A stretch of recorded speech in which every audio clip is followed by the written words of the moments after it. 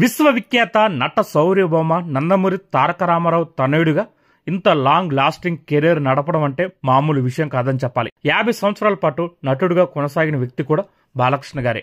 బాలకృష్ణ గారు 14 ఏళ్ల వయసులో అంటే 1974 సంవత్సరంలో తన తండ్రి ఎన్టీఆర్ గారి డైరెక్షన్లో వచ్చిన తాత మక్కల సినిమాతో వెండి తెరకు పరిచయమయ్యాడు. మొదట్లో వివిధ సినిమాలలో సహాయ నటుడి పాత్ర పోషించారు బాలకృష్ణ గారు.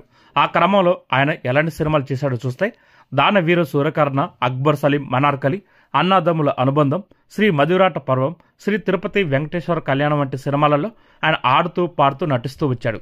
తొలి 10 సంవత్సరాలు అలా గడవగా 1984 సంవత్సరంలో కోడి రామకృష్ణ గారి దర్శకత్వంలో వచ్చిన మంగమ్మ గారి మనవడు విజయంతో సోలో హీరోగా స్థిరపడిపోయారు బాలకృష్ణ.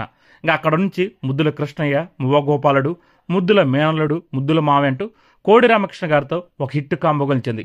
బాలకృష్ణ, కోడి రామకృష్ణ, ఎస్ గోపాలరెడ్డి కాంబో అంటే అప్పట్లో అది super duper hit combination. Family హీరోగా చాలా సంవత్సరాల పాటు బాలకృష్ణ సినిమాలు వచ్చాయి. ఆ తర్వాత కథానాయకుడు, lorry driver, rowdy inspector, Aditya 369, Bhairava Dweepam వంటి సినిమాలతో తనదైన ల్యాండ్ మార్క్ హిట్స్ ఇవ్వడం మాత్రమే కాకుండా 3వ తరం హీరోలో అగ్రగణ్యుడిగా ఉంటూ వచ్చాడు Balakrishna. Balakrishna family hero stage నుంచి ఫ్యాక్షన్ హీరోగా అవతరించిన సందర్భం మాత్రం బి గోపాల్ గారి ద్వారా వచ్చింది.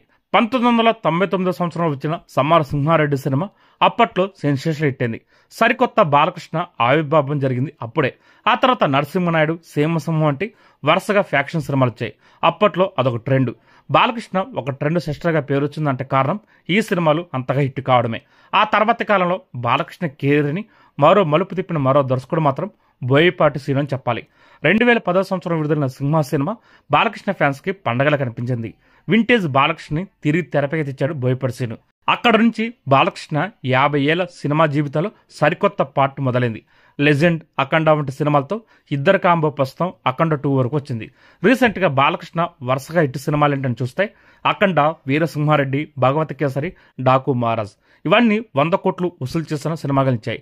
అంటే వరుసగా 4 సెంచరీలతో టాలీవుడ్ లో మరే హీరోకి లేని సరికొత్త రికార్డు అన్నమాట.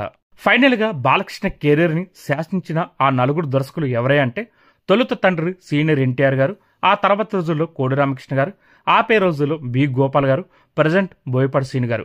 బాలకృష్ణ కెరీర్ ని ఆమాంతం మలుపు తిప్పిన దర్శకులు కీలకంగా భావించాలి. అలాగని బాలకృష్ణ గారు ఇతర దర్శకులు సినిమాలు చేయలేదని కాదు, కానీ ప్రధానంగా ఈ దర్శకుల ప్రభావం బాలకృష్ణ కెరీర్ కి బాగా ఉపయోగపడిందని చెప్పాలి.